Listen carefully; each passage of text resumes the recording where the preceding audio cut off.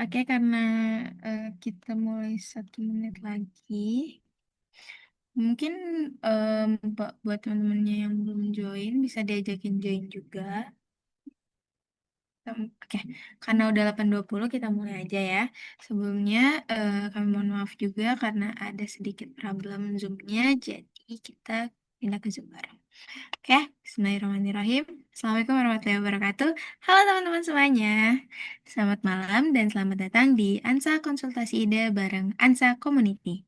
Kenalin, aku Rafi Cabedekeda sebagai tim Business Development dari ANSA Academy. Dan kali ini aku ditemenin sama partner aku dari tim Business Development juga, ada Balkis Aina. Halo Balkis. Oke, buat malam ini kita akan konsultasi ide khususnya di bidang ide PKM. Nah, berdasarkan pendaftaran itu udah masuk 6 judul ide yang ingin dikonsultasikan dari 6 orang. Nah, em, sebelumnya malam hari ini kita itu bakal konsultasi ide. Mungkin teman-teman juga udah tahu kalau lihat posternya.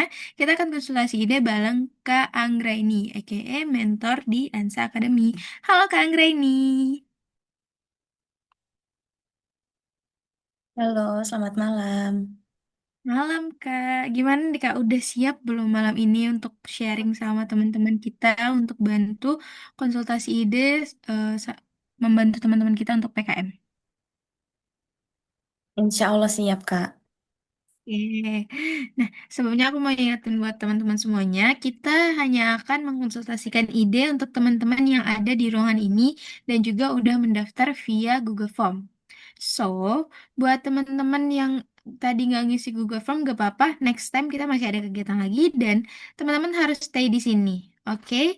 Nah, nanti di sesi akhir kalau masih ada waktu, kita akan juga buka pertanyaan untuk teman-teman yang lagi nonton, yang nggak ikut isi Google Form tapi pengen nanyain juga sama Kak Ang, boleh banget. Tapi kalau masih ada waktu, oke?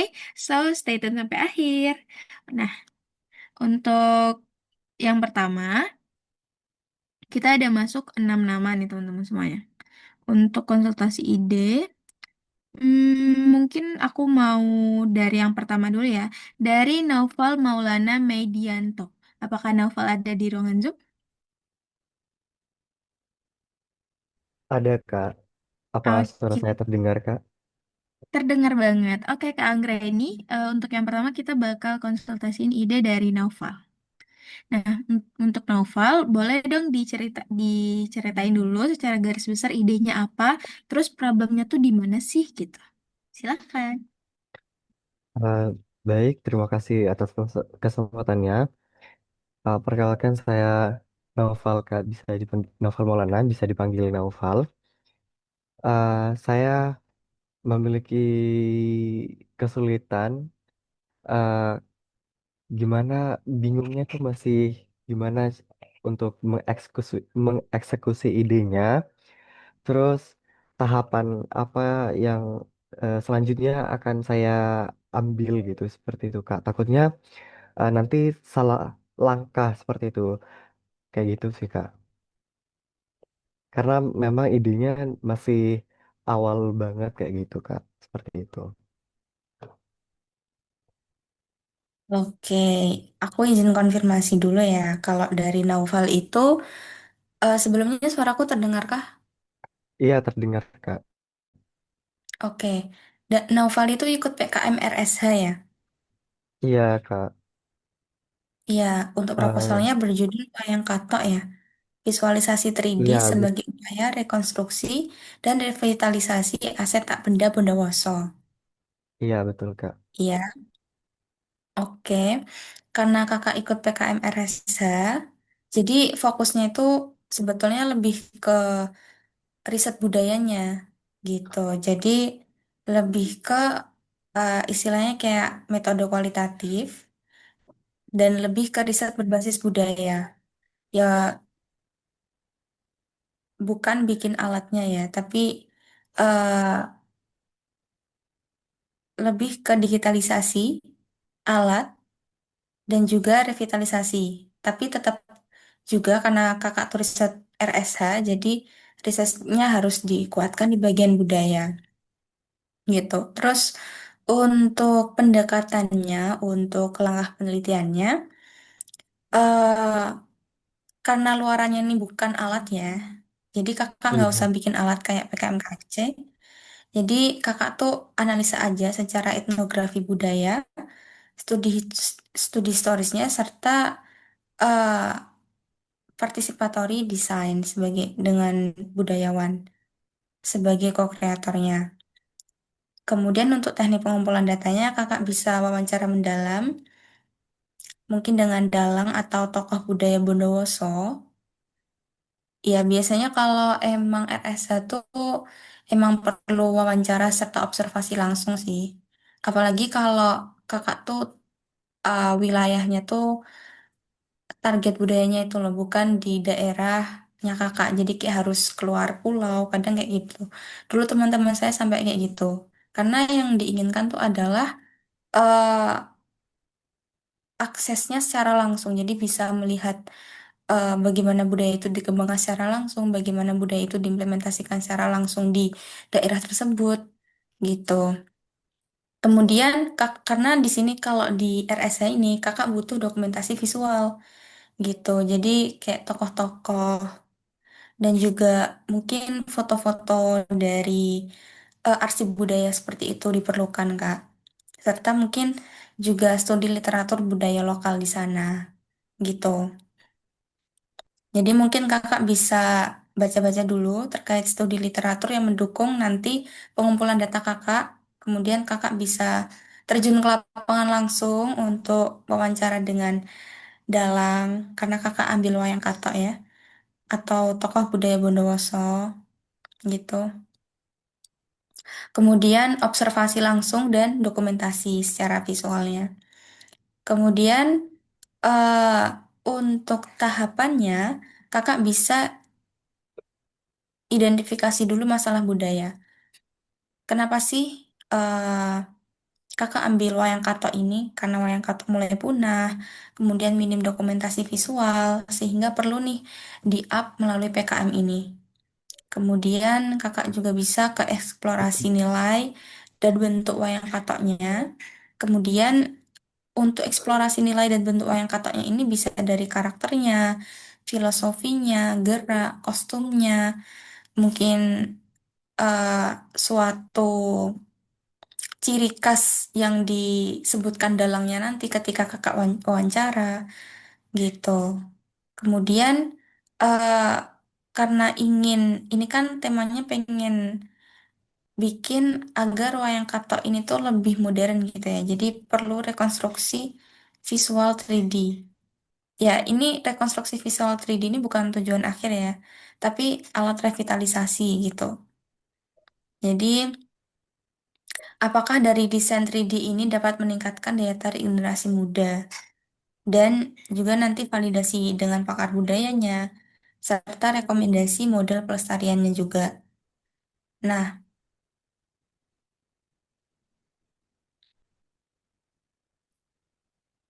ada yang mau ditanyakan dulu Kak sebelum diskusi lebih lanjut lagi? Eh, iya Kak, untuk ini kan barusan Kak bilang kalau misalnya bukan menciptakan alatnya seperti itu ya Kak ya kalau di RSH karena ini kan juga saya baru terjun juga di PKM seperti itu karena baru tahun pertama juga. Nah, jadi kalau misalnya RHS, RHS, RSH itu dibanding dengan yang lainnya tuh apa sih Kak bedanya? Apa kita di RSH itu juga perlu sampai buat prototipe kah, sampai buat bendanya kah, atau alatnya kah, atau bagaimana Kak? Sebetulnya RSH tuh mirip RE ya. Jadi kita sekedar riset, tapi RE itu kan lebih ke eksakta gitu ya. Kalau RSH lebih ke sosial humaniora. Kalau ya kalau RE itu lebih ke lapangan, maksudnya lab. Terus kalau RSH itu lebih ke kayak lapangan gitu. Observasi langsung di wilayah budaya tersebut gitu. eh Kalau di RSH sebetulnya nanti luarannya tuh kan nanti nggak ada prototipe ya, cuman laporan akhir ya nanti kan ngumpulin proposal dulu. Kalau diterima pendanaan, baru laporan kemajuan, laporan akhir, sama artikel ilmiah gitu. Jadi nanti flow-nya kayak yang aku sebutin tadi Kak, gitu. Mulai dari observasinya, wawancaranya, studi literatunya bagaimana, hasil wawancaranya dengan tokoh yang ada di sana gimana, kemudian nanti hasil observasinya kakak gimana, dicantumkan juga dokumentasi-dokumentasinya gitu. Terus nanti kakak kuatin juga dari aspek budaya, aspek implementasinya, revitalisasi teknologi gitu. Nanti pendapat dari ahlinya itu bakal gimana, terus nanti akan meningkatkan eh, pengenalan masyarakat terhadap wayang kato ini atau mungkin bukan hanya meningkatkan eh, pengenalan masyarakat terhadap wayang kato ini tapi juga mungkin bisa melestarikan juga terkait budaya wayang kato ini kayak gitu.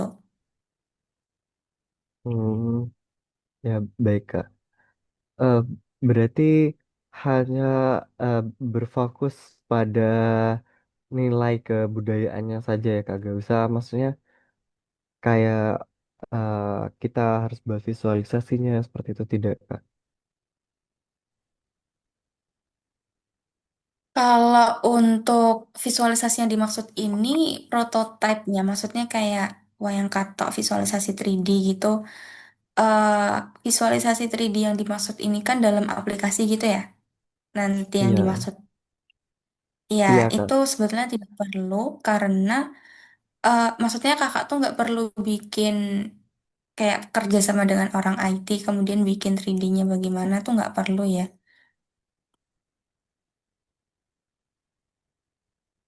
Karena Kalau nanti data yang dihasilkan tuh gimana?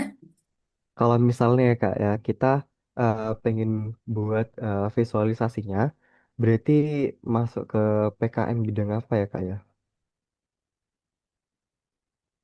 Kalau kakak tuh pengen bikin visualisasinya, bikin prototipenya itu masuk ke PKMKC. Karena kalau nanti kakak di PKM RSA, pertama kan nanti data yang ingin data yang diharapkan diperoleh itu kan nanti informasi tingkat kepunahan dari wayang kato ini.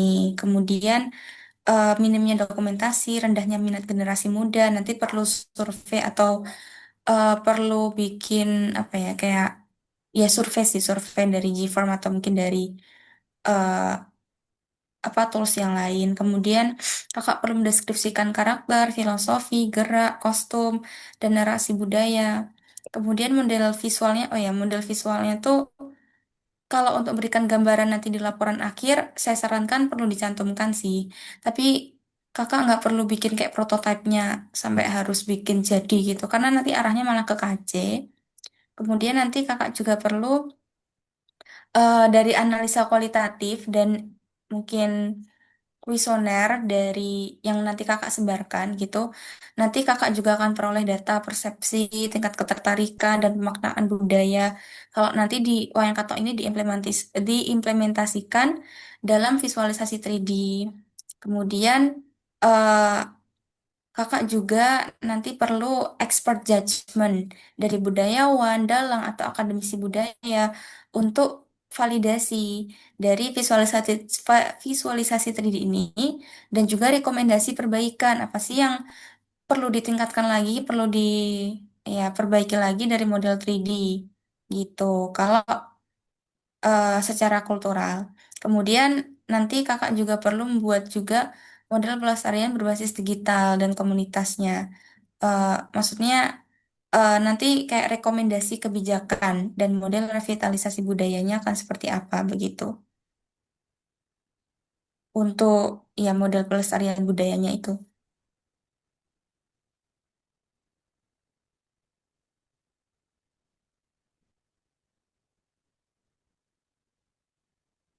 Ya baik Kak. Bagaimana Kak? Oke, Iya jadi aman Kak. ya aman maksudnya udah nggak ada yang mau ditanyakan Iya Kak. atau malah jadi bingung apa aku harus ke KC aja ya gitu. Iya Kak. Sebenarnya masih kayaknya bimbang gitu. Soalnya masih belum menemukan titik terang juga soalnya entah ini mau ke RSA atau ke KC kayak gitu sih Kak. Untuk timnya, untuk kakak sendiri tuh dari fakultas mana? Dari Fakultas Keguruan dan Ilmu Pendidikan FKIP. Oke, dari timnya ada tim IT atau mungkin kakak ada pengalaman buat visual 3D gitu nggak? Belum ada tim dan eh, kalau misalnya bagi gitu belum pernah sih Kak. Oh ya, tapi kakak pernah observasi langsung ke suatu tempat, mungkin bukan hanya budaya ya, mungkin ada pengalaman riset ya terkait sosial gini. Iya Kak, sering memang riset ke sosial budaya sih sebenarnya Kak. Oh ya, kalau aku saranin ya, kalau kakak nggak nemu eh, anggota tim yang belum nemu anggota tim yang emang expert di bidang bikin visualisasi 3D yang beneran prototype, itu mending kakak RSH karena kakak cuman bikin visualisasi 3D dalam bentuk gambar aja gitu. Maksudnya nggak beneran Iya, ada alatnya gitu loh. Tapi oh kalau iya udah Kak. nemu, ya boleh sih ke KC. Oh iya siap Kak. Oke. Ada yang mau ditanyakan lagi nggak, Kak? Ah, aman sudah Kak. Aman ya. Sudah, iya aman Semoga Kak. diberi kesuksesan ya, Kak ya. Iya, terima kasih Kak. Sama-sama. Hmm. Oke, oh baru pertama udah langsung ngarah ya, Kak. Bikin bingung mau arah kemana nih PKN-nya. Tapi keren banget, semangat buat Naufal. Semoga ini membantu banget ya untuk Naufal. Amin. Iya, Semoga terima kasih lancar ya. Kak. Iya Kak. Nah, oke, terima kasih juga Kak udah bantuin Naufal. Nanti kita untuk review judulnya. Next, yang kedua nih Kak, dari si Raja Wahaja. Apakah si Raja ada di sini? Halo, Halo. Halo. Oke, bentar Kak, bentar. ini bagaimana? Oh, oke. Oke, aku izin bacain bentar kali ya Kak, sambil nunggu rajanya. Oke, raja ini idenya pemanfaatan limbah cari kelapa sawit pome sebagai nutrien untuk jamur miselium berbasis substrat lignoselulosa sebagai biokomposit. Nah, problemnya adalah raja ini kurang yakin dengan kurangnya gap penelitian dari ide tersebut. Nah, mungkin Raja boleh dijelasin dulu untuk gambaran idenya, terus problemnya gimana gitu. Silakan.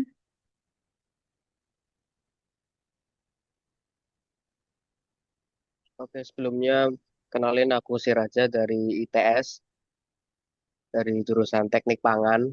Nah, ideku kan kemarin bahas tentang limbah sawit, terutama yang cair yaitu limbah pome. Nah, itu ideku kan digunakan untuk nutrien jamur miselium. Nah, itu ideku dijadiin kayak nutriennya jamur di udah ada substratnya di suatu substrat gitu. Nah, terus aku konsul-konsul ke dosen pembimbingku. Nah, itu kalau bisa kayak ditambahin ide lain gitulah.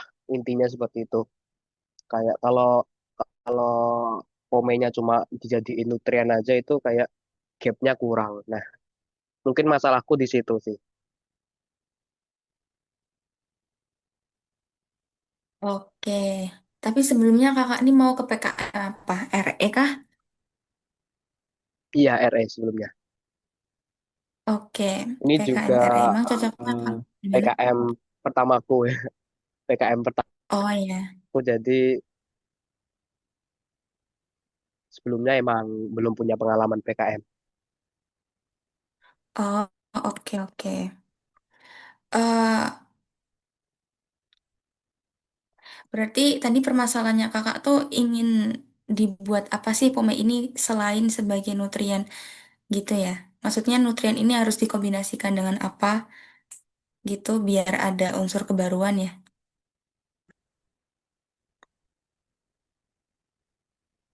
Sebenarnya Kedengeran nggak ya? Iya, kedengeran kok, Kak. Oh ya, sebenarnya untuk nutrien nih aku baca jurnal-jurnal emang udah ada, cuman eh, yang membahas tentang limbah sawit sebagai nutrien tuh memang belum ada.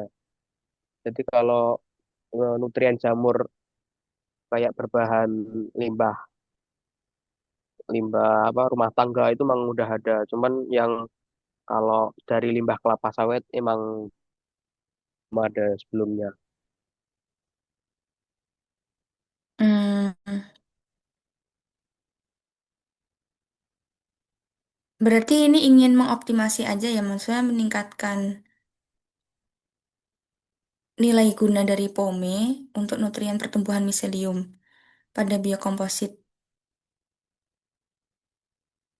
Oh ya, berbasis substrat sebagai biokomposit.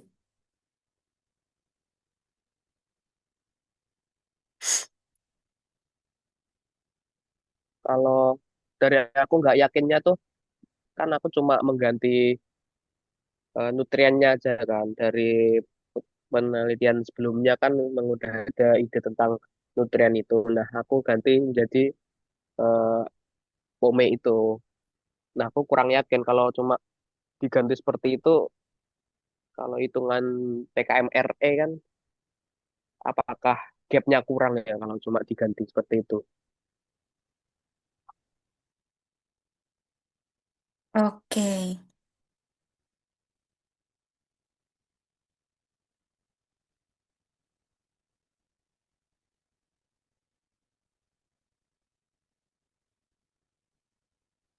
sebetulnya kalau ini sih, kalau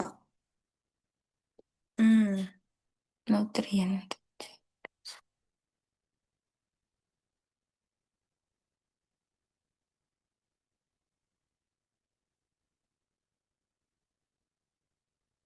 Sebetulnya kalau kakak membuat sesuatu yang baru ya, jadi nutrien dengan fungsional yang baru itu sudah bisa jadi kebaruan juga sih.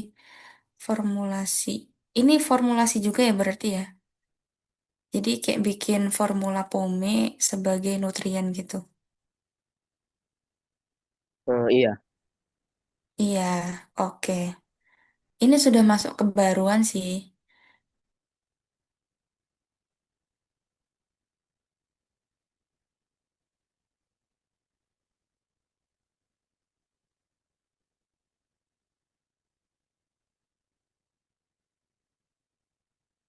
Tapi ini nanti pomenya ini fungsinya apa? Maksudnya kayak dia itu bisa menjadi pemicu kolonisasi lebih cepat atau peningkat densitas miselium atau apa Kak?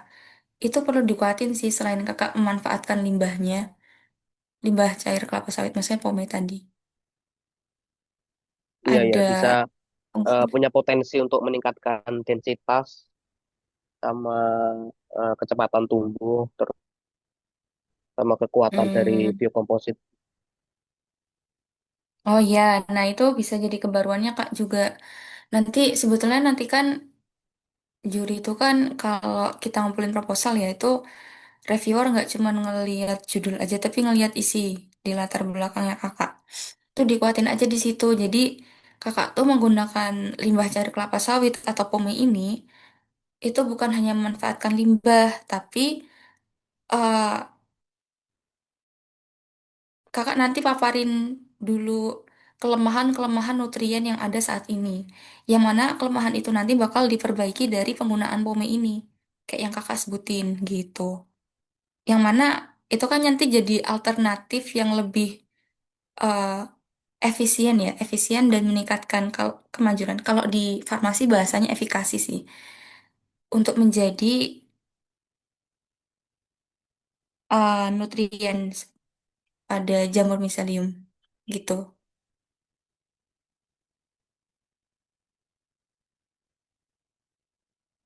Nah, terus kan tantangan dari judul PKM ini kan dibatasi cuma 20 kata ya. Nah, itu mungkin Mm-mm. ada saran dari kakaknya ya untuk mencantumkan ide sekaligus tujuan langsung di judulnya itu.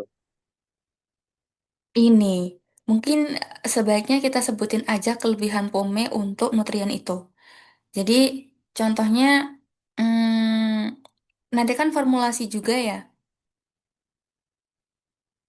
Berarti formulasi dan optimasi pome atau tadi, oh pome tadi pemanfaat.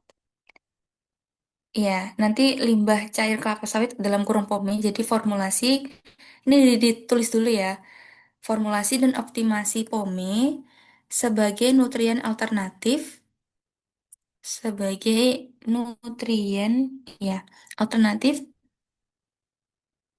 untuk meningkatkan kinerja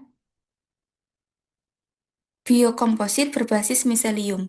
Coba dicek Kak, itu berapa kata?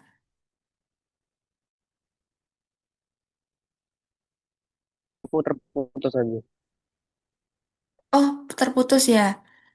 Ya udah aku Iya, tulis aja di maaf Kak. ini chat box ya. Ya maaf maaf, nggak apa-apa. Sorry tadi saya tak tulis di chat box aja.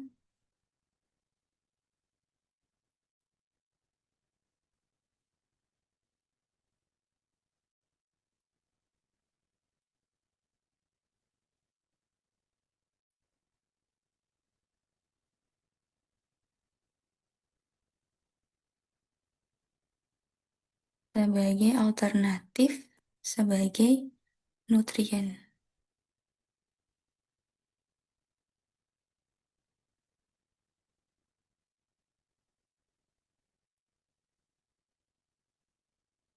Mending alternatif atau fungsional? Sebagai nutrien alternatif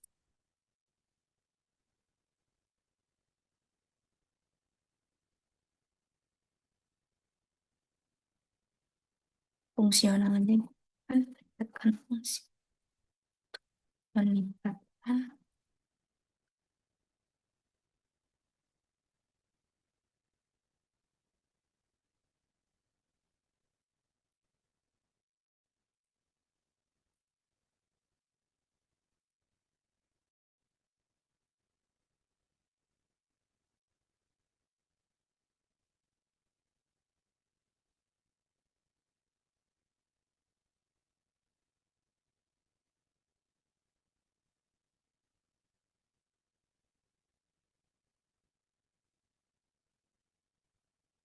bentar ya coba aku cek dulu judulnya.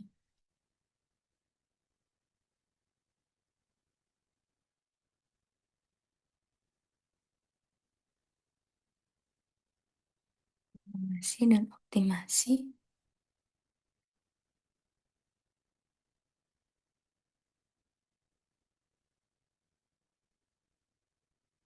sebagai nutrien fungsional.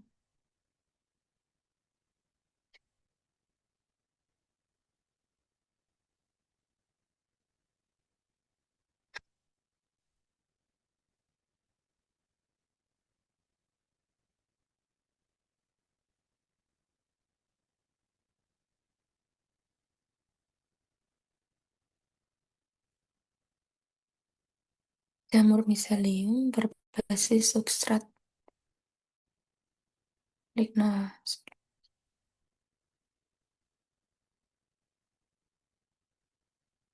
Hmm, bentar.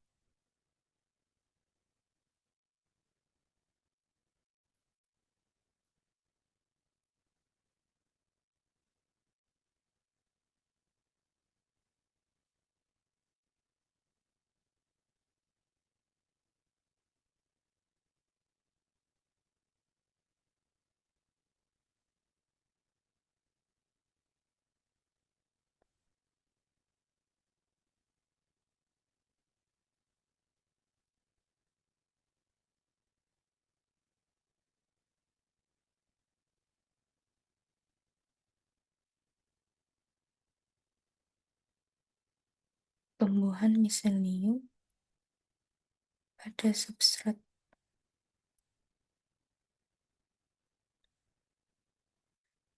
Lalu sebagai formulasi dan optimasi pome sebagai nutrien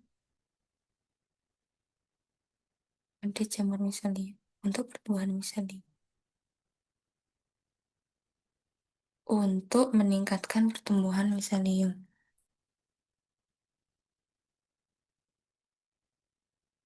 Untuk meningkatkan pertumbuhan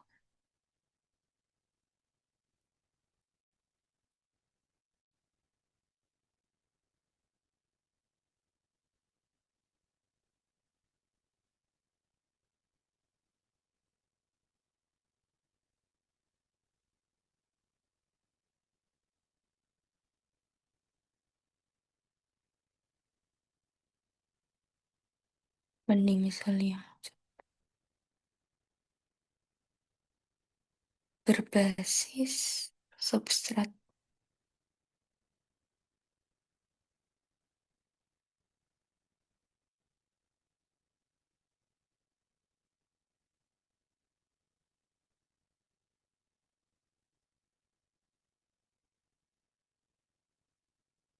Ini yang ditingkatkan kinerja biokomposit. Formulasi. Coba dibaca dulu ya Kak ya, ini nanti judulnya. Kalau kayak janggal atau kayak aneh gitu nanti bilang aja. Formulasi dalam bentar aku belum nge-share sih sebagian tadi.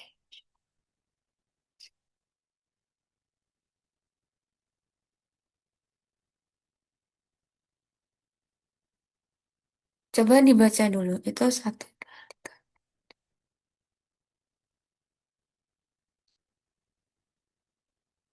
16 kata sih.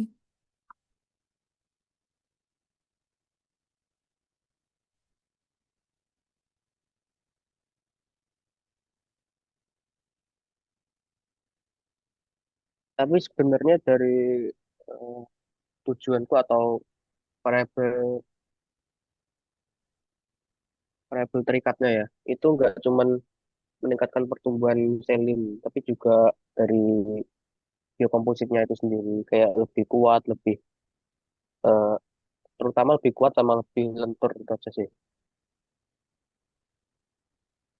Itu gimana Apa ya? ya kayak gitu istilahnya. Tadi apa aja lebih kuat? Lebih kuat sama lebih lentur, kelenturan. Hmm. Itu aja. Ada lagi? Iya udah itu aja. Kalau dari diskusi temenku ini sih, coba kakak anu ya, koreksi ya. Pengaruh Ya. pengaruh pome sebagai suplemen nutrien untuk meningkatkan optimalisasi biokomposit miselium pada substrat lignoselulosa. Jadi nggak meningkatkan pertumbuhan, tapi optimalisasi. Itu gimana? Jadi kan lebih luas gitu. Optimalisasi. Oh ya. Tadi optimalisasi pome atau optimalisasi nutriennya? Op-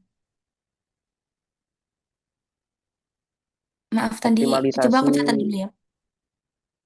pengaruh pome sebagai suplemen nutrien untuk meningkatkan optimalisasi biokomposit miselium pada substrat lignoselulosa.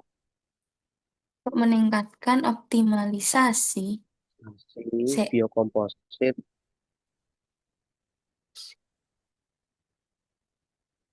biokomposit. miselium pada substrat lignoselulosa. Oke, sebetulnya judul ini bagus ya. Tapi mending ini aja deh. Meningkatkan optimalisasi itu kan kayak kurang efektif gitu loh. Jadi mengoptimalisasi gitu aja. Jadi pengaruh POMI sebagai eh pengaruh POMI, iya. Kan nanti ngeliat pengaruh. Sebagai suplemen nutrien,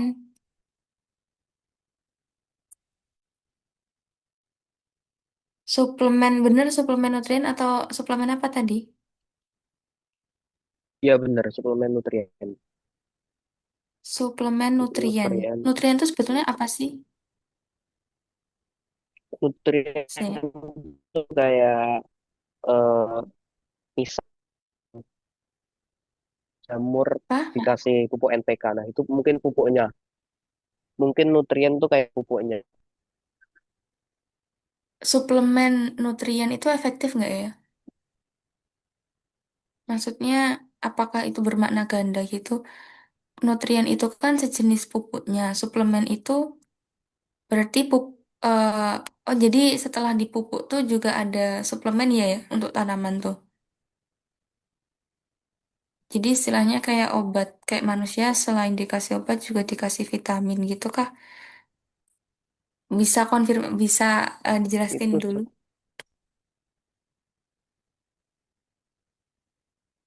itu ya bener kayak eh, suplemen. Jadi bukan pengganti nutriennya ya, jadi suplemennya ya. Maksudnya fungsi dari pome ini.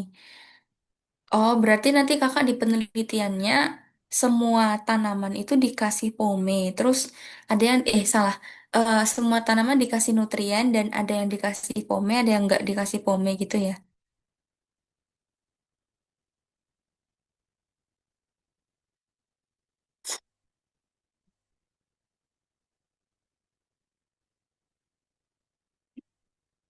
Bagaimana kak?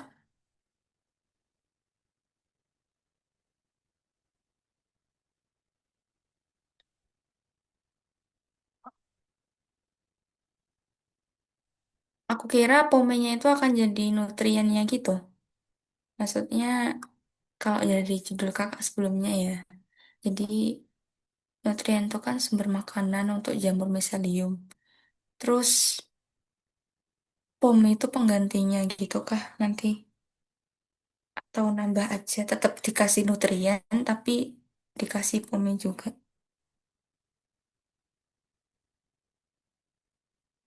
Kak, si rajanya left.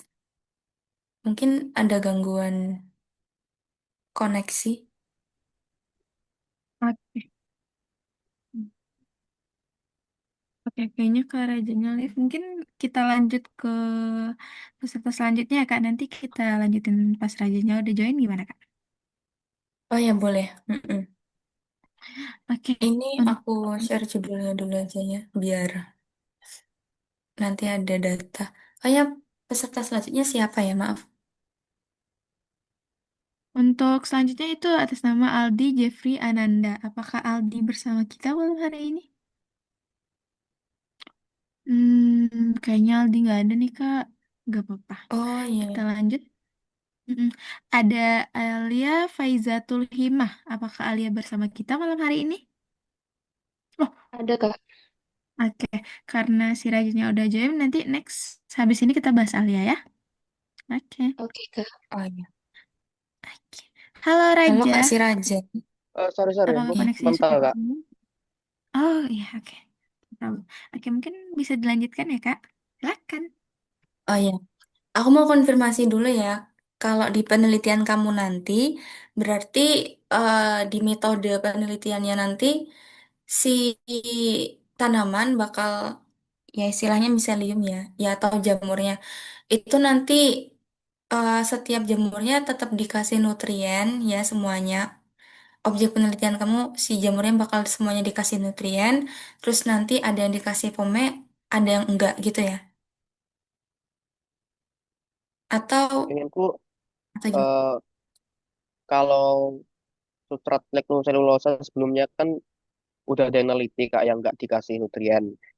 Nah, inginku itu Mm-mm. ada yang dikasih berbagai macam konsentrasi dari pome itu. Hmm, Iya. tapi tetap pakai nutrien juga nggak? Dari substrat legnoselulosa itu udah ada nutriennya sebenarnya. Pome itu kayak ngebus itu aja. Oh gitu, paham. Berarti emang dia suplemen ya. Jadi pengaruh pome sebagai suplemen nutrien. Oke, untuk meningkatkan, untuk mengoptimalisasi biokomposit miselium pada substrat lignoselulosa. Itu bisa sih Kak dipakai.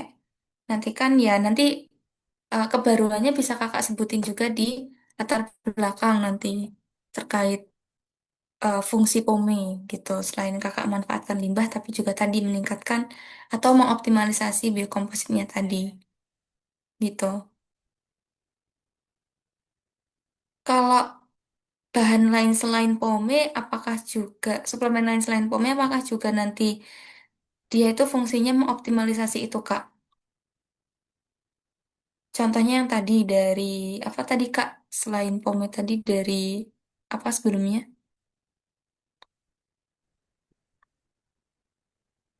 Ntar aku lupa kemarin jurnal itu apa. Pokoknya dari limbah rumah tangga gitu. Hmm, atau ini aja. Hmm, nanti di proposal kakak sebutin aja di latar belakang. eh apa miselium cuman pakai nutrien itu hasilnya gimana? Mungkin kurang optimal pertumbuhannya atau mungkin waktu tumbuhnya terlalu lama kayak gitu. Terus kakak sebutin nutrien, suplemen nutrien yang udah ada tuh apa? Kayak yang tadi dari limbah rumah tangga apa tadi. Tapi nanti kakak sebutin juga kekurangannya apa. Nah, terus kakak datangin POME oleh karena itu kami menghadirkan POME sebagai suplemen nutrien gitu untuk mengoptimalisasi biokomposit miselium pada substrat lignoselulosa karena berbeda dari limbah rumah tangga atau tanpa suplemen dengan kehadiran POMI ini dapat eh, apa aja tadi yang kakak sebutin dapat meningkatkan atau mengoptimalisasi biokomposit melalui peningkatan pertumbuhan terus peningkatan apa tadi diameter ya atau apa ya tadi. Kelenturan. Jadi sebutin, oh ya kelenturan. Heeh. Jadi sebutin kekurangan semua kekurangan dari teknologi yang udah ada sekarang sama inovasi yang udah ada sekarang apa. Terus datengin inovasi kakak ini sebagai suatu kelebihan yang bisa menyelesaikan semua masalah yang kakak sebutin tadi, gitu.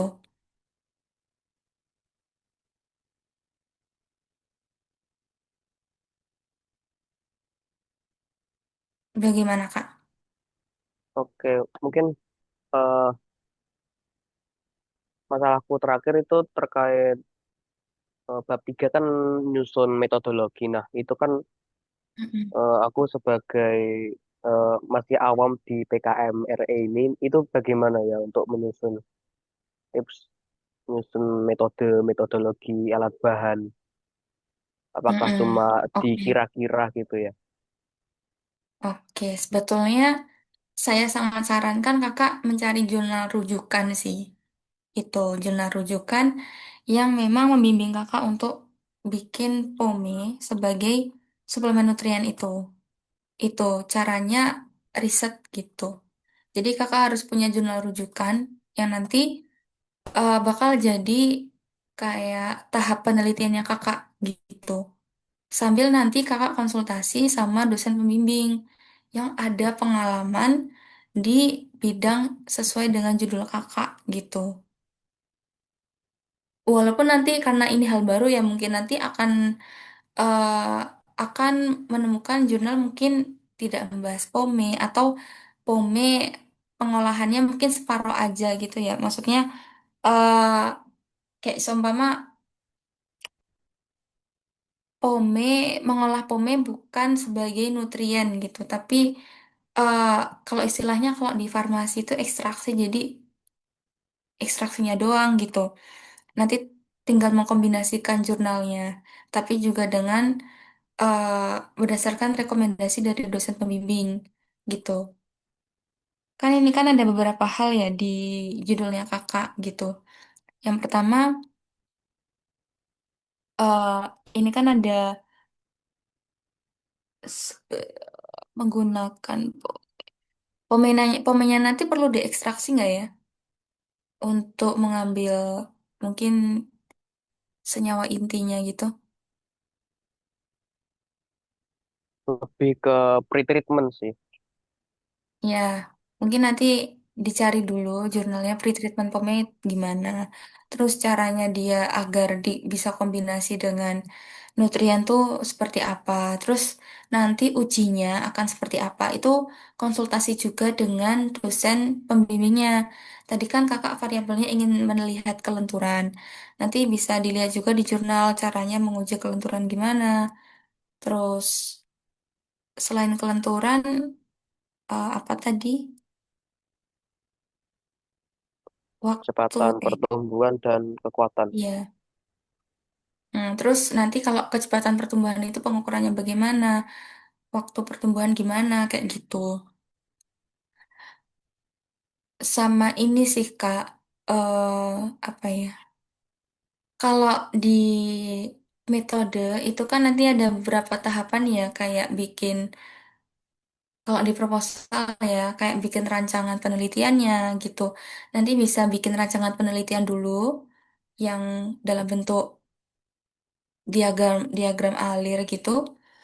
Nanti bisa dikonsultasikan dulu dengan dosen pembimbing juga. Jadi kakak bisa mencari referensi di jurnal dulu, terus konsultasi ke dosen pembimbing. Mungkin nanti kakak perlu alat dan bahan yang mungkin nanti bisa dibantu dosen pembimbing untuk menyediakan gitu. Atau bisa dari dosen pembimbing itu menyediakan akses gimana sih cara melakukan penelitian yang ini, sama memperoleh alat dan bahan yang seperti ini gitu. Itu sih, sama dirincikan alat dan bahan apa aja yang diperlukan untuk membuat RAB itu. Jadi mencari jurnal dulu, bikin rancangan anggaran biaya sama rancangan diagram alirnya, baru konsultasi ke dosen. Memungkinkan nggak kalau kita pakai metode ini? Karena kan di jurnal itu biasanya ada banyak metode ya. Nanti kakak sesuaikan konsultasi. Kalau di Indonesia, di wilayah ini, maksudnya di fakultasnya kakak, apakah memungkinkan untuk pakai metode yang ini? Mungkin nanti dari dosen akan memberikan rekomendasi lain, metode yang lebih murah dan lebih efisien untuk penelitiannya kakak gitu.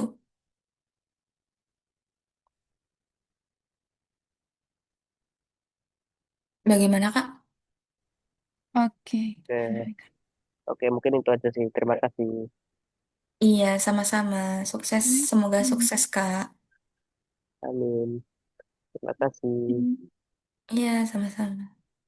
Oke, terima kasih buat Kasih Raja yang idenya udah mau kita bedah dan kita konsultasin bareng-bareng dan semoga ini membantu banget buat Raja ya untuk nyusun proposal PKM-nya. Dan thank you juga buat Kak Ang yang udah jawab pertanyaan Raja.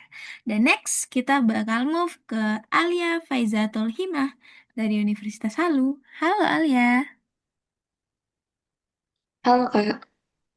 Oke, Alia boleh dong dijelasin terkait judulnya, kayak eh, idenya itu kayak gimana, terus problemnya di mana sih gitu.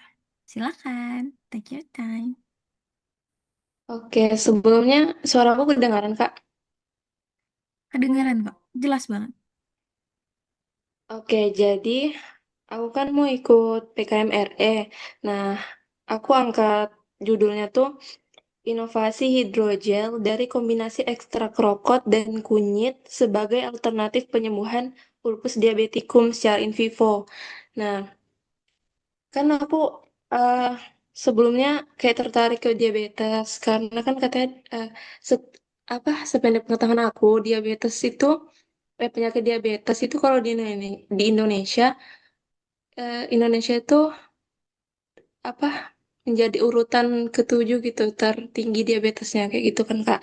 Nah terus pas aku eh, rancang judul ini ternyata aku cari tahu lagi udah ada yang bikin PKM tentang ini tapi bedanya itu di ekstraknya. Nah menurut Kakak kalau hanya beda ekstraknya masih worth it nggak sih aku pakai lagi atau harus aku bedakan sediaannya atau gimana? Sebetulnya eh, ya bahkan di tahun aku dulu, aku kan PKM RE itu 2023, 2022 sama 2024. Itu tuh hampir selalu ada yang mengangkat judul terkait hydrogel. Ya dengan ekstrak yang bermacam-macam itu beda-beda soalnya. tapi juga untuk ulkus diabeticum. Ini harus cari sesuatu yang baru sih, Kak. Karena ya PKM itu tahun ini, nggak tahu ya, kan tahun lalu kan benar-benar dikurangi ya, karena pengaruh efisiensi itu. Nggak tahu kalau tahun sekarang gimana kebijakannya. Eh, tapi kalau dari judul penelitian gitu, apa sih mungkin dari jurnal-jurnal yang kakak baca sebelumnya ya, apa sih manfaat, maksudnya keunggulan dari krokot dan kunyit ini ketimbang ekstrak yang lain gitu? Nah, Kenapa kalau harus dari jurnal yang aku baca, kalau krokot itu, oke. Jadi, dari beberapa jurnal yang aku baca, krokot itu udah banyak dipakai untuk tumbuhan obat, tapi di luar negeri, kalau di Indonesia, krokot tuh lebih banyak kayak untuk hanya makanan fungsional, kayak untuk makanan aja gitu. Belum banyak yang pakai untuk kayak obat-obat gitu. Nah, se kalau yang aku baca ya Kak, itu tuh ada penelitian yang pakai krokot untuk mengurangi mengurangi tekanan gula darah gitu loh. Tapi dia tuh pakai ekstraknya, belum pernah ada yang buat hidrogelnya kayak gitu Kak. terus kenapa kok harus dikombinasikan dengan kunyit? Karena kunyit juga eh, punya manfaat untuk kayak antiinflamasi, antibakteri kayak gitu Kak. Jadi kayak Hmm, kombinasikan, ya aku mau kombinasikan itu supaya lebih optimal aja gitu. udah dipastiin reaksinya tuh apa nggak berkebalikan, maksudnya malah saling apa ya, kayak istilahnya saling berinteraksi yang merugikan gitu loh, bukan interaksi yang sinergis. Kalau kombinasi obat itu kan yang diharapkan sinergis. Jadi si seumpama ekstrak rokok ini dengan kombinasi kunyit, walaupun sama-sama ada antiinflamasi, itu diharapkan kan bisa meningkatkan antiinflamasinya.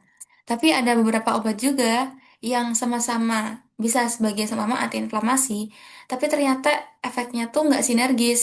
Jadi dengan kehadiran si obat ini, umpamanya ya obat A dengan obat B, dengan kehadiran obat B ini ternyata malah menurunkan. Apakah udah dipastikan itu? Iya sih Kak, di situ belum dipastikan sih yang begitunya. Sama ini Kak, kakak harus benar-benar memastikan eh, kenapa harus ada kunyit gitu. eh, Bukan hanya sama-sama punya antiinflamasi. Kekurangan apa sih yang ada di krokot, ekstra krokot, sehingga perlu ada kunyit di sana untuk menutupi kekurangannya gitu. Oh iya, iya sih Kak itu. Atau aku ganti aja ya sediaannya, misal kayak injeksi atau gimana gitu Kak. Supaya tuh kayak ada pembeda gitu. Sebetulnya nanti ya, bentar. Kan nanti kan ulkus diabetikum itu kan nanti kan eh, apa luka diabetik gitu ya. Jadi nanti si tikus diinjeksi dengan senyawa diabetes gitu, senyawa yang menyebabkan diabetes. Habis itu nanti si tikusnya dilukai, si pencitnya dilukai, terus dikasih hidrogel yang dari ekstrak itu kan. Nanti injeksinya akan seperti apa? Maksudnya eh, ini perlu dipertimbangkan sih Kak. Nanti kakak tuh kan eh, ya kan kakak ini ya bikin suatu sediaan gitu. Dan bahkan kalau kakak mau nyari sediaan, kakak juga harus mempertimbangkan terkait efikasi. Efikasi itu kemanjuran dan juga efektivitas. Jadi seumpama kalau ulkus diabetes, sebaiknya mungkin untuk menutup luka, seumpama contohnya plester anti apa ya, antibakteri atau mungkin plester kan ini harus kayak tepat sasaran sih Kak. Permasalahan ulkus diabetikum itu apa sih sebetulnya? Kan luka gitu kan, luka diabetes yang bisa menyebabkan pengumpulan bakteri di sana sehingga menyebabkan si penderitanya atau pasiennya itu kemungkinan amputasi gitu ya. Kalau udah parah. Kakak harus tepat sasaran juga di sana. Kenapa kok harus pakai hidrogel? Apakah bisa menurunkan angka apa kegawatan dari luka itu atau pembusukan luka itu atau kenapa gitu. Itu harus dipertimbangkan juga Kak. Biar Kakak tuh bisa ada kesan beda gitu loh dari penelitian yang lain. Sebetulnya banyak juga sih riset-riset PKM yang seperti ini. Jadi kayak bikin hidrogel eh, dari ekstrak terus untuk penyembuhan ulkus diabetes. Tapi kurang tepat sasaran. Sebetulnya yang mau dituju dari ulkus diabetes tuh apa sih? Apakah penurunan kadar gula darahnya atau mencegah pembusukan luka sehingga si penderita tuh nggak diamputasi atau mau diapain gitu? Itu harus jelas. Sehingga nanti kalau kakak sudah tahu root cause masalahnya apa, baru kakak nanti bisa menjabarkan sediaan apa sih yang cocok kalau aku mau seumpama contohnya mencegah amputasi pada penderita ulkus diabetes gitu. Kira-kira perlu ekstrak yang kayak gimana sih? Oh, ekstrak yang antibakteri pada bakteri seumpama ya spektrum apa gitu. Begitu. Oke, sebenarnya untuk ini sih Kak, supaya ya itu nggak amputasi itu. Berarti kayak mempercepat penyembuhan luka. Kan biasanya nggak sembuh-sembuh, jadinya kan dia diamputasi. Jadi hidrogelnya supaya mempercepat penyembuhan luka itu. Kayak gitu. Tapi yang Hidrogelnya nanti, kemarin ya, kenapa maaf Kak? motong. Maaf, tadi motong. Gimana tadi? Boleh dilanjutkan dulu?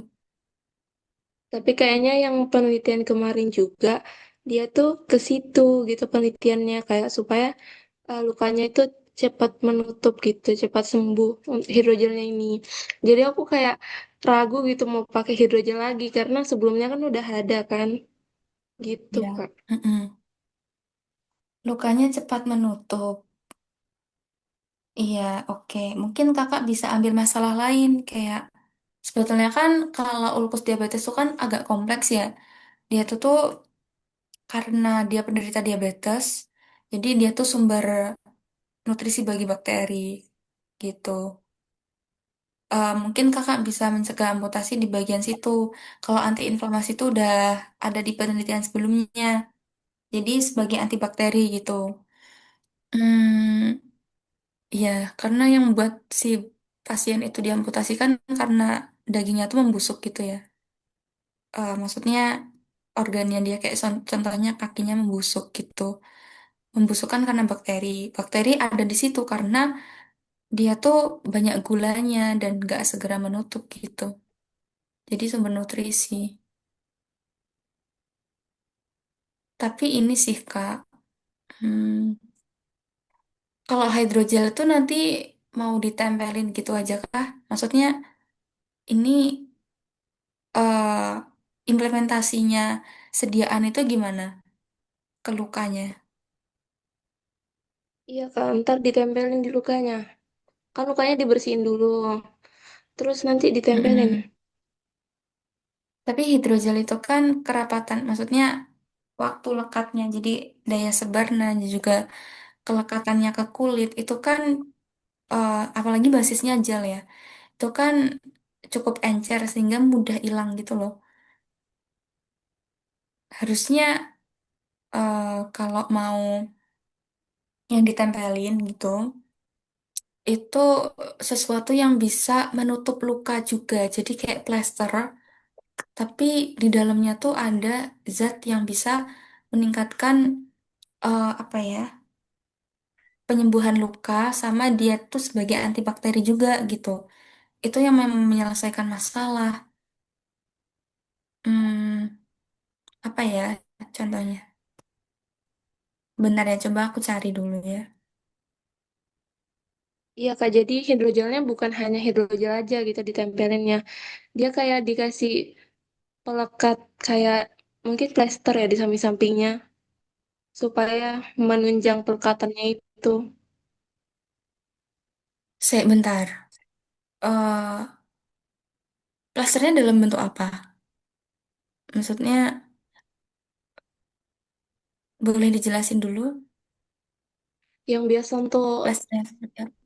anu, yang biasa untuk tutup luka itu Kak, kan biasa dikasih kasa kan kalau kalau luka biasa ditutup pakai kasa terus pakai plester gitu kan. Iya, heeh. Ada yang Iya tahan itu. air, ada yang enggak. Ada yang steril, ada yang enggak. Terus, oke.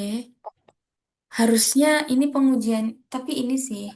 Nanti tuh harusnya tuh si hidrogelnya tuh nempelin di lakbannya, bukan lakban, apa sih di plasternya tadi. Jadi nanti tuh bukan si hidrogel ditempelin di kulit si menjitnya, tapi harusnya ya itu tuh hidrogelnya ditempelin di plasternya, baru nanti diblubet ke kulitnya itu. Karena kalau si apa ya hidrogelnya itu masuk ditempelin ke kulitnya, terus baru diblebet, takutnya tuh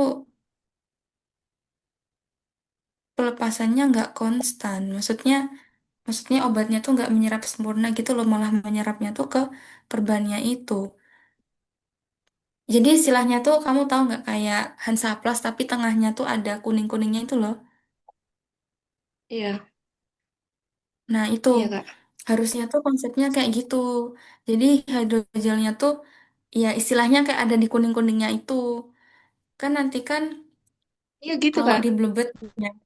Oh mau seperti itu. Jadi hidrogelnya bukan ditempel di kulit kan? Eh, di kulit tuh Kak, kan hidrogelnya dulu yang ditempelin di lukanya itu. Gitu kan? Iya. Mm-mm. Terus Tapi ntar gimana? tergantung sih ini lukanya sebesar apa itu sih. Ya, kalau di mencit cuman dibeset dikit gitu, oh masih bisa. Tapi kalau luka diabetes yang beneran kan biasanya besar gitu ya. Ada yang besar, ada yang kecil, tergantung keparahannya. Itu. Tapi kalau di mencit aja bisa sih. Hmm, ak- ini sih karena udah ada hidrogel sebelumnya, mungkin bisa diganti ke yang lain ya. Apa ya? Coba aku coba cari dulu ya. Masalahnya hidrogel tuh udah ada sebelumnya. Dan takutnya jurinya mengira kayak ini kalau cuma diubah ekstraknya, kadang juri tuh udah bosen gitu loh. Juri PKM tuh udah bosen kayak penelitian kanker. Cuman kayak ganti-ganti ekstrak aja, tapi kankernya targetnya sama aja gitu. Nah, iya Kak. Hmm. Aku itu sih takutnya kayak gitu. Ya walaupun walaupun banyak yang bilang juri udah bosen ya sama topik kayak kanker gitu. Tapi tetap ada loh yang kayak juara emas dan ngambil pemanfaatan bunga apa sebagai obat kanker kayak gitu sering malah kayak masih ada aja yang menang kayak gitu. Coba ya dicari dulu.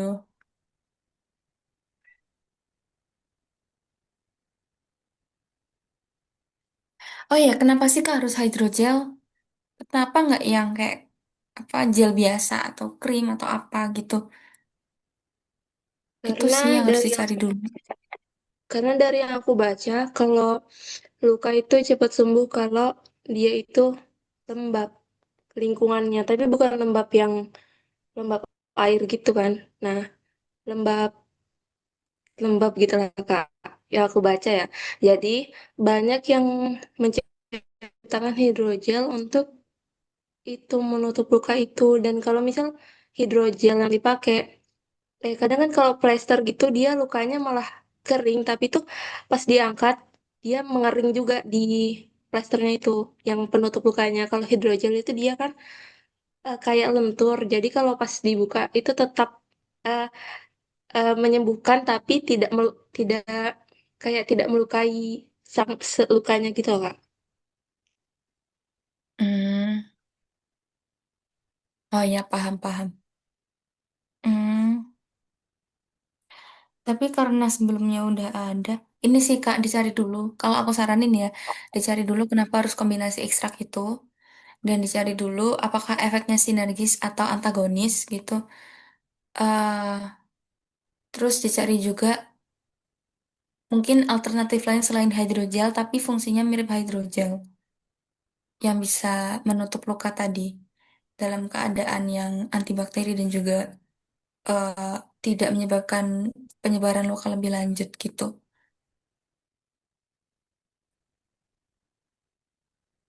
Sebetulnya ini nanti agak panjang sih Kak Kalau kalau dari diskusi. kakak Ya, ada nggak? nah aku belum nyari-nyari Kak karena aku kira problemnya tuh bukan hidrogelnya ini gitu. Kalau saya sarankan sih, coba aku cari dulu ya.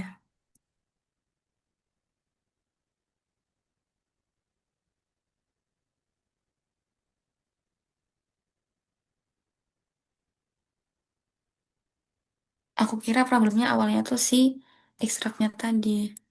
Coba.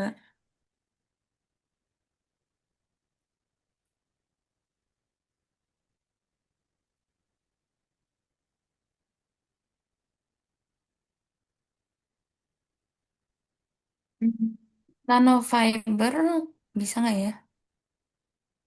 Mungkin bisa. Eh, nano tapi. Nggak deh, nanti susah deh.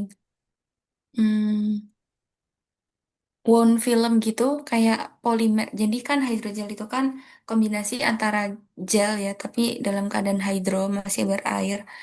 Mungkin kakak bisa kombinasi ke nano emulgel. Itu cuman kayak nano emulsi terus plus gel gitu aja sih. Jadi nanti dia bakal lebih stabil. Apalagi kurkumin itu kan basisnya minyak gitu ya. Maksudnya kunyit itu dalamnya kan ada kurkumin. Kurkumin itu basisnya larut minyak bukan larut air. Jadi nanti mungkin lebih enak kalau dibikin nano emulgel daripada hidrogel karena si nano emulgel ini kan kombinasi antara fase minyak dan juga air gitu yang bisa lebih compact gitu. Kalau hidrogel kan dia cuma basis air. Jadi mungkin aku saranin ke nano emulgel atau mungkin nanopartikel base ya kayak pakai kitosan nanopartikel gitu untuk mengikat si kurkumin dan juga ekstrak rokoknya yang mana dia mungkin tidak larut air. Itu saran saya yang emul apa tadi. Dicatat ya Kak karena aku cepat lupa. Nano emul gel atau emul gel aja atau tadi kitosan nanopartikel gitu kalau saran dari aku. Oke, Kak. Kalau nanopartikel itu kayak gimana, Kak? Dia bentuknya. Sebetulnya kalau nanopartikel tuh ini sih, kamu sebetulnya bentuknya sederhana, bukan bentuknya sederhana sih. Sebetulnya yang susah tuh adalah gimana caranya agar partikelnya nano gitu. Tapi metodenya sederhana karena cuman kayak mengaduk terus gitu loh. Pakai, nah aku udah lupa alatnya apa karena aku udah lama nggak di lab ya.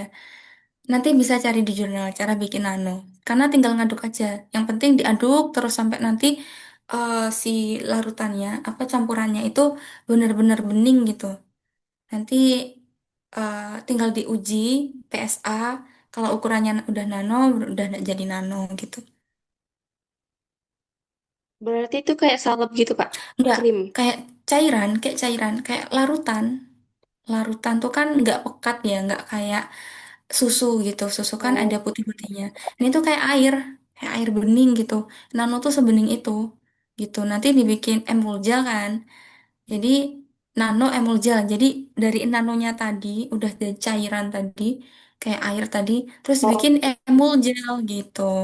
Nanti kan biar si oke. kurkumnya nggak pecah ya. Jadi nanti Oke. hasilnya tetap jadi kayak salep sih, tapi nggak sekental salep. Mungkin kayak krim kali ya. Terus kalau misal mau tahu interaksi antara kropot dan kunyit itu sinergis itu gimana ya, Kak? Atau harus Nyari di jurnal. uji jurnal? Iya, nyari di jurnal, Kak. Kamu harus banyak nyari jurnal. Dan mungkin eh, apa ya cocok logi gitu loh. Kalau dia punya senyawa ini, interaksi kimia gini jadi gimana gitu, gitu. Oke, oke Kak. Oke. Oke. Thank you Kak Alia udah mau judulnya kita bedah dan semoga ini membantu banget untuk Alia nyusun proposalnya nanti. Amin. Thank you juga Kak Anggreni udah bantu Alia untuk mengonsultasikan idenya. Next, kita move ke Muhammad Faisal. Apakah Faisal ada di sini malam hari ini? Hmm. Halo Kak, Halo, oke Faisal, boleh dong dijelasin dulu judulnya apa dan idenya itu apa, terus problem kamu di mana sih? Gitu. Silakan. oke ini Kak, saya sama teman saya buat diskusi nggak apa-apa ya Kak? Ada satu teman saya Iya. diajak. Gak apa-apa. Boleh. Jadi kita tuh idenya tuh bikin satu AI agent untuk transformasi digital Kak.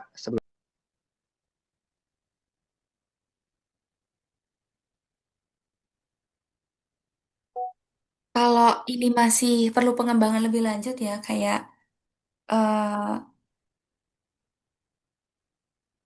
apa ya, belum bisa dikomersialisasikan gitu loh. Mending ke KC sih. Cuman kalau kami mau ikutnya ke PKMK masih bisa nggak Kak? Ide AI agent ini Kak. Jadi sebenarnya ini Yang basically penting, kayak ya. kayak chatbot ya Kak.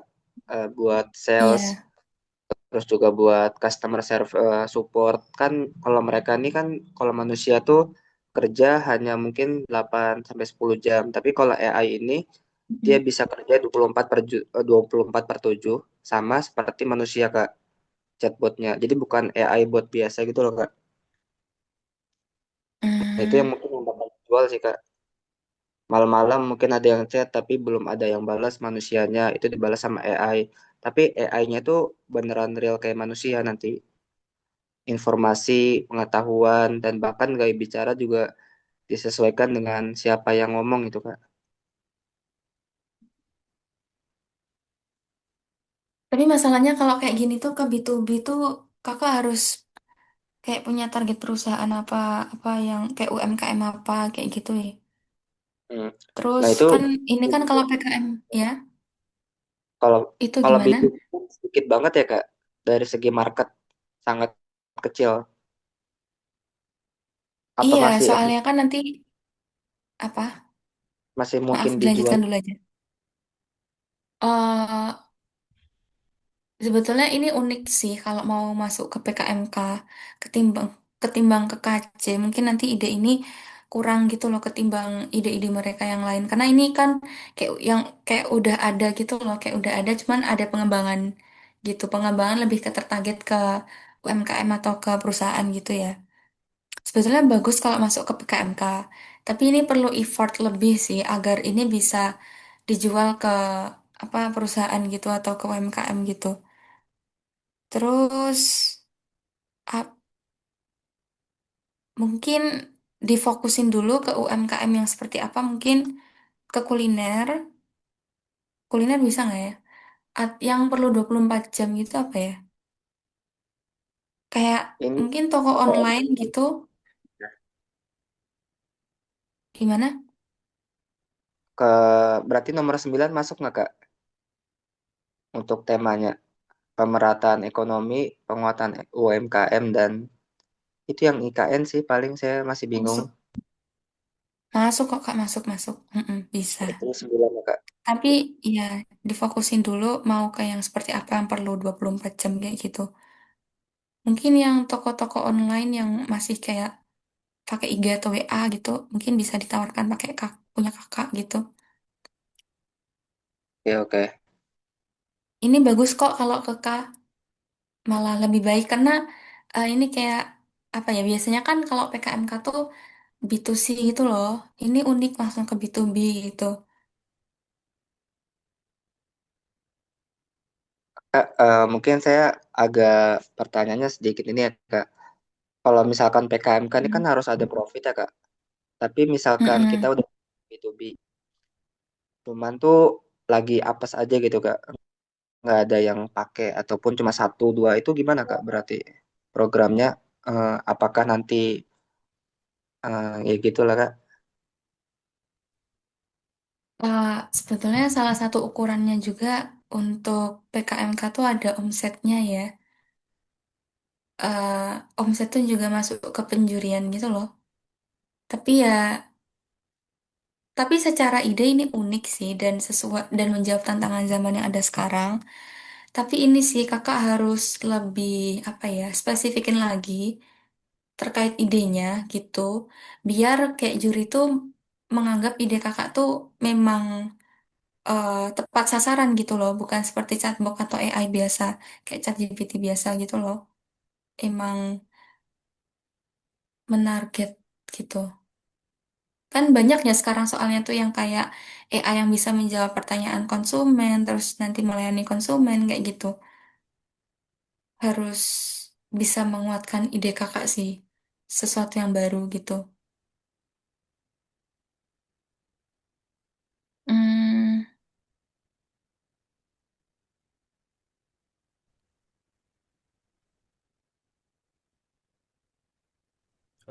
Kak, izin bertanya, saya dari timnya Kak Faisal juga. iya. Untuk kemarin sih sudah coba riset ya soal si AI ini secara B2B dan B2C-nya. Nah, secara B2B sendiri tuh mungkin ada kebingungan gimana masuk gitu. Emang ini kan sebuah pasar yang baru. Kita kan hitungannya kayak blue ocean kan.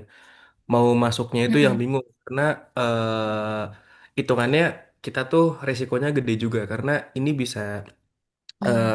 bisa buat perusahaannya profit, tapi juga bisa di sisi lain tuh ngerugiin gitu. Karena kita pasti kan bakal ngegantiin beberapa orang di perusahaan tersebut.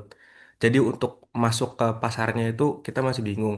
Lalu yang kedua sempat mikir buat B2C, tapi lebih ke apa ya, lebih mengerucut gitu.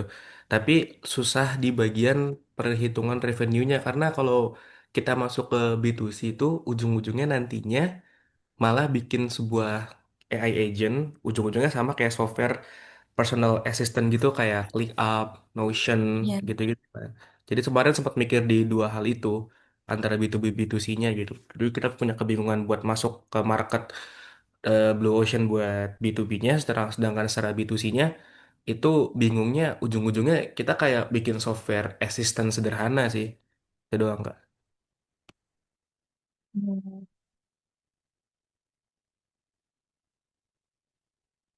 Oke.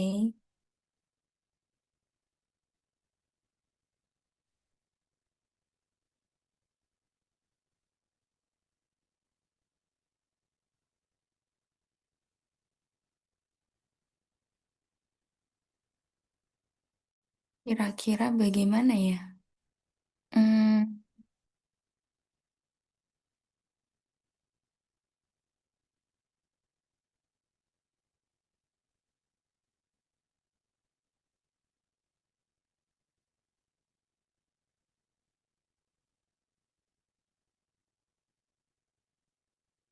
tapi kalau aku saranin ya, itu kakak nyari UMKM yang dia itu tuh mungkin orangnya yang UMKM online gitu sih. Yang dia tuh transaksinya masih chat based gitu loh. Dan produknya perlu repeat order. Sedangkan dia itu tuh belum punya banyak karyawan. Jadi kayak dia baru gitu loh. Kayak contohnya eh, F&B rumahan atau mungkin toko obat online gitu. Atau mungkin fashion online gitu. Jadi bukan yang apa ya UMKM yang udah besar atau perusahaan besar gitu yang udah punya banyak karyawan yang bisa handle apa banyak order dari karyawan gitu tapi yang baru mulai dan ya mungkin bisa ditawarkan ke orang tersebut ke ownernya mungkin teknologi kakak bisa membantu gitu kalau dari si ownernya kewalahan dalam membalas chat kemudian eh, mengatasi repeat order dari konsumen kayak gitu. Targetnya kakak harus lebih tertuju ke situ sih kalau aku sarankan biar apa ya, biar saling apa ya, saling istilahnya saling memberikan solusi gitu loh, gitu dan tidak membuat dan tidak memunculkan masalah baru kayak seumpama tadi ya PHK karyawan gitu.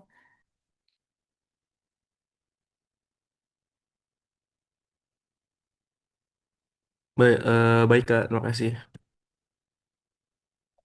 Itu. Apakah menjawab Kak dari permasalahannya tadi atau ada yang mau ditanyakan lagi?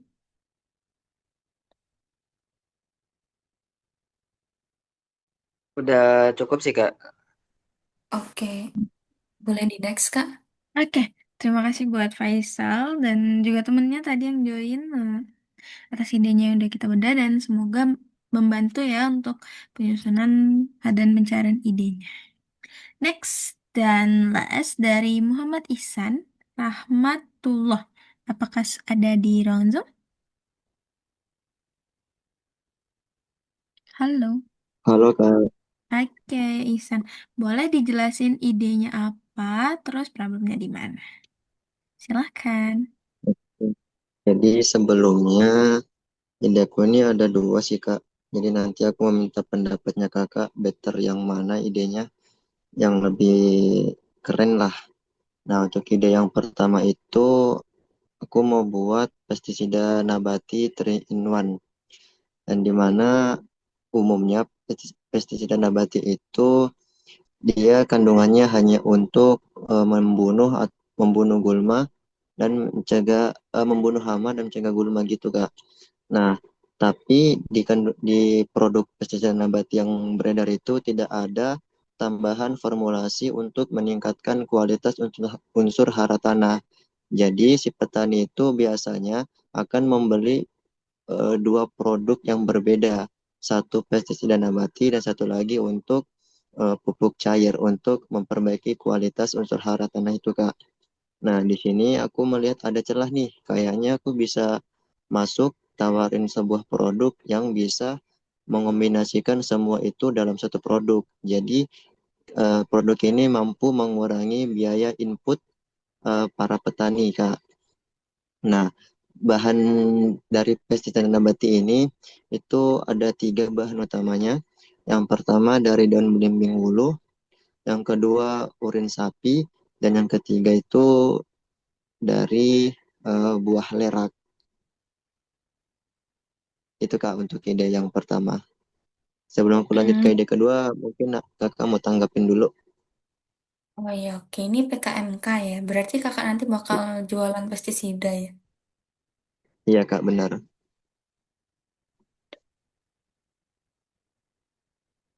Oke.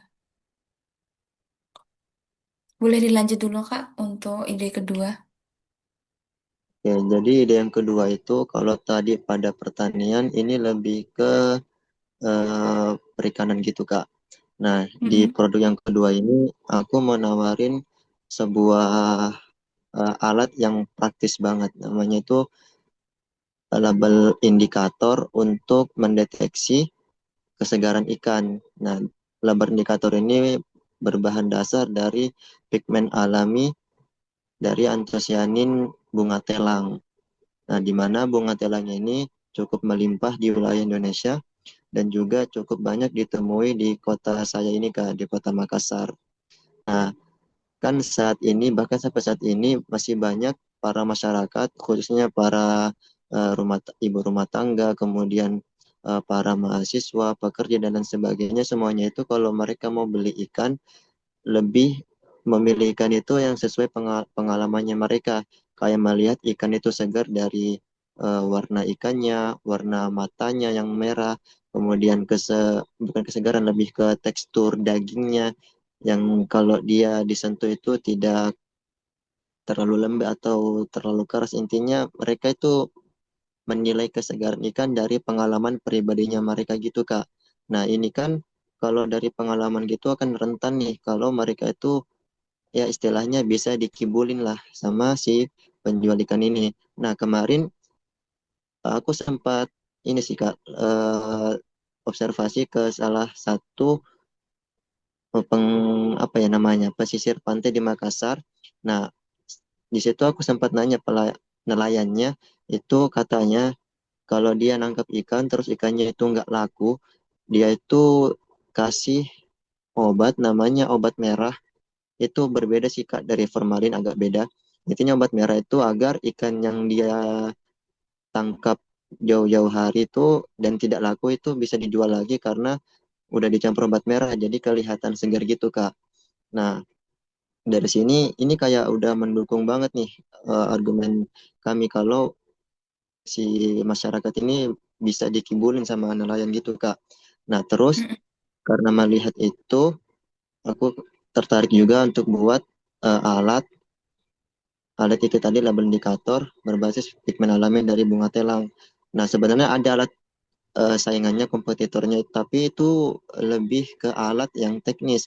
Dia itu menempelkan alat itu kepada ikan. Nah, jadi kelemahan dari alat ini, ikan itu bisa terkontaminasi oleh alat itu, Kak. Nah, sedangkan kalau produk kami ini kan berbasis label. Nah, jadi labelnya ini kami rancang itu kayak bentuk bulat. Nah, itu labelnya itu ditempelkan di wadah ikan. Kalau kami itu rencananya di penutup di belakang penutup wadah itu, Kak. Nah, jadi labelnya itu akan mendeteksi kesegaran ikan itu berdasarkan senyawa yang keluar dari ikan dari yang itu senyawa volatil apa ya namanya volatil basa gitu Kak. Intinya kalau kesegaran ikannya menurun itu kalau dia tertutup wadah dia tuh senyawanya akan keluar. Jadi si label ini dia akan berubah warna yang awalnya dia warna biru itu dia bisa ke hijau atau bisa ke kuning kalau si ikan itu ternyata sudah dicampur dengan formalin. Nah, jadi kelebihan dari ide kami ini juga kami label indikator ini bisa mendeteksi ikan kalau dia itu sudah dicampur dengan formalin karena akan formalin itu kan dia akan memengaruhi pH si ikan itu Kak. Nah, sedangkan label indikator berbasis pigmen alami dari bunga telang ini dia itu cukup apa ya? Dia itu cukup responsif terhadap senyawa-senyawa yang kayak tinggi gitu Kak volatil basanya. Nah, itu kalau Iya. ide yang kedua Kak. Mm-mm. Sebetulnya kalau dari deskripsinya kakak tuh sangat jelas kalau sebaiknya kakak ambil yang IG kedua yang Sagara itu ya. Karena pertama masalahnya jelas, yang tadi dijabarkan sangat panjang tadi, eh, ikan yang sebetulnya udah nggak pantas untuk dijual tapi dicampur dengan formalin. Jadi nanti bisa nguatin latar belakangnya kakak. Terus target pasarnya juga luas juga. Itu kan penjual ikan kan banyak ya di mana-mana ya. Dan juga itu tuh sangat diperlukan, alatnya tuh benar-benar diperlukan gitu untuk mengatasi masalah terkait pedagang yang curang tadi. Dan itu alatnya tuh juga mudah diuji Kak yang Sagara itu. Dan mudah dipasarkan. Dan itu juga menarik juga buat konsumen juga. Soalnya itu tuh tepat sasaran gitu loh. Masalahnya ada, bukan Kakak buat-buat sendiri masalahnya. Masalahnya emang ada di lapangan. Dan Kakak selesaikan dengan ide Kakak. Jadi saya sarankan untuk lebih ke Sagara ya untuk PKMK ini. Karena kalau yang Pak Telu tadi itu tuh yang apa eh, pestisida tadi, pestisida itu kan sebetulnya nggak se apa ya nggak sesederhana itu bikin pestisida dicampur-campur terus jadi dijual gitu nggak. Tapi ada beberapa hal kayak sebetulnya kakak tuh perlu fermentasinya, stabilitasnya, terus ujinya, kemudian izin pestisidanya, uji toksisitasnya, itu jadi malah jadi ke PKMRE. Apalagi pestisida seperti itu tuh udah banyak juga gitu loh di jurnal-jurnal tuh. Jadi dengan apa ya, dengan prosesnya yang cukup berat, panjang dan juga apa ya, berliku-liku, perlu uji dan izin dan lain-lain.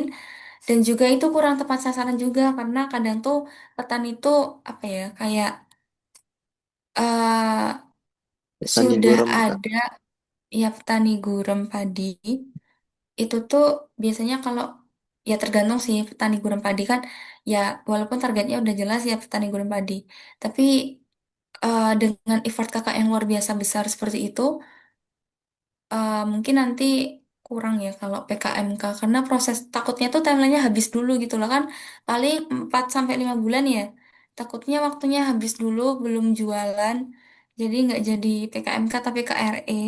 Itu udah nilainya ngedrop banget sih. Kalau nggak sampai kejual kayak gitu.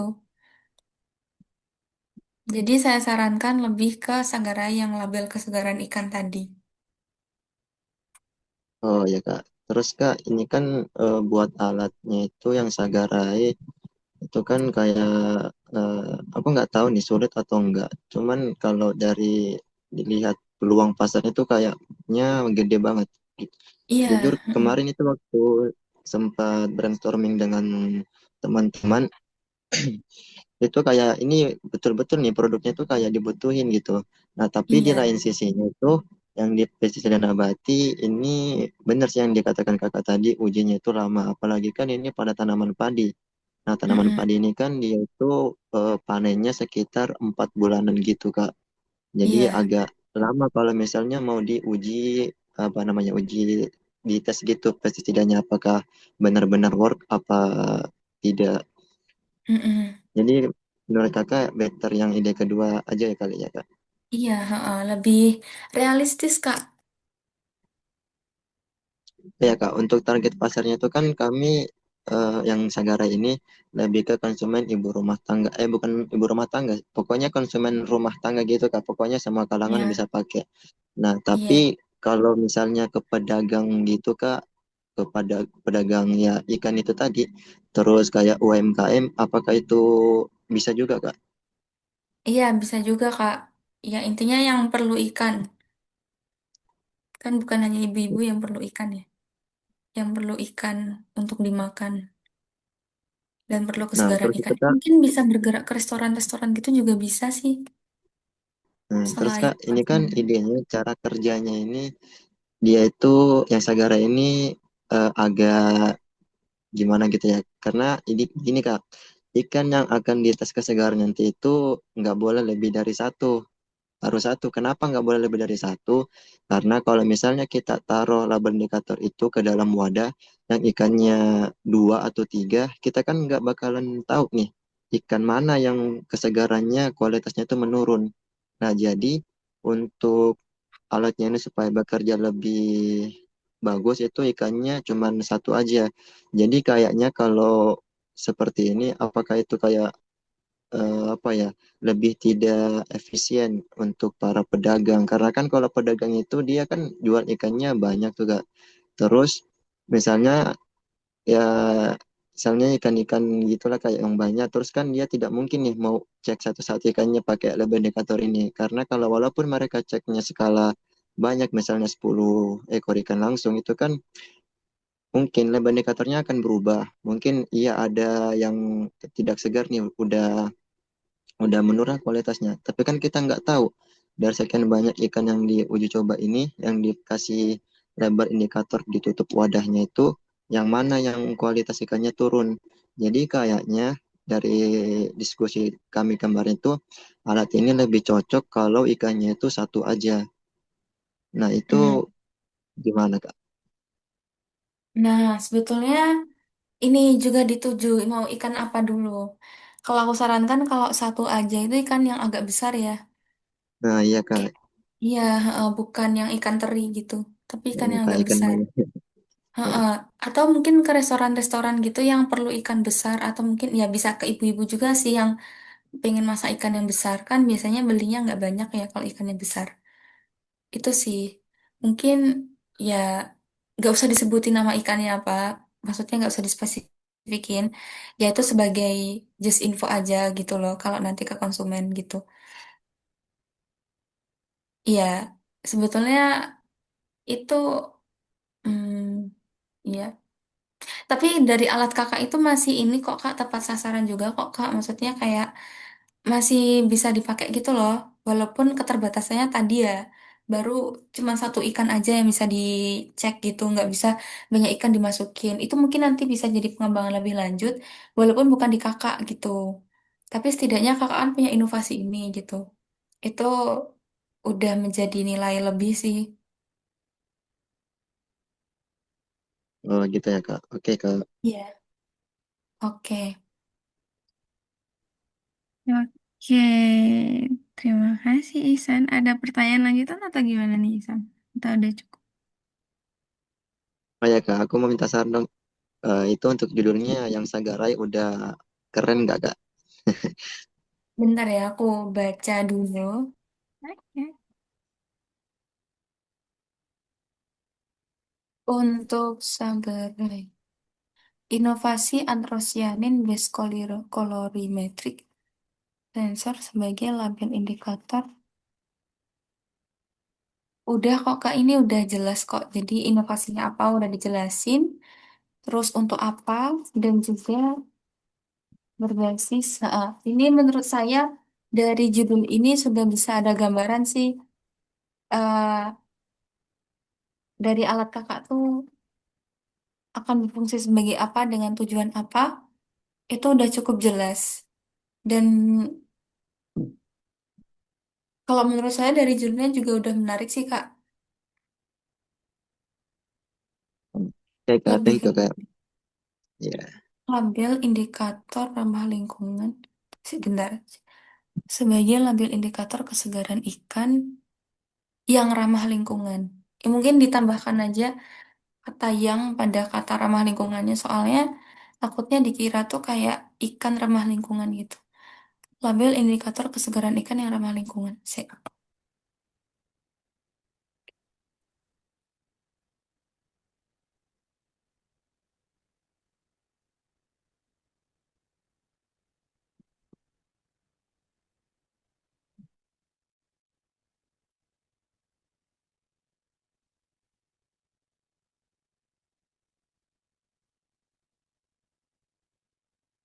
Label inovasi. Oh, mungkin ini aja agak kebalik sini. Bentar ya, aku ketik dulu. Inovasi label indikator kesegaran ikan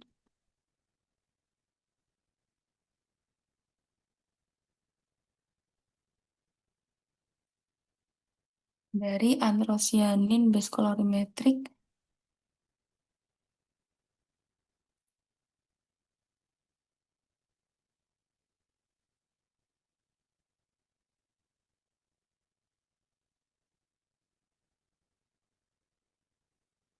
label indikator kesegaran ikan. Inovasi.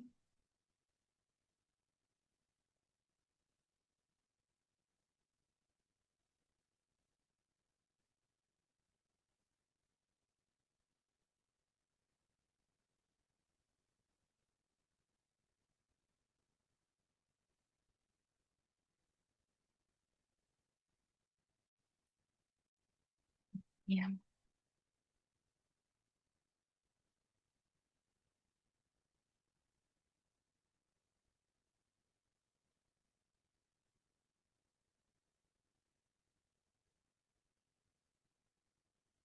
Inovasi label indikator kesegaran ikan berbasis sensor. Kalau ini gimana Kak? Sagarai. Inovasi label indikator kesegaran ikan berbasis anthrocyanin based colorimetric freshness sensor dari pigmen alami bunga telang.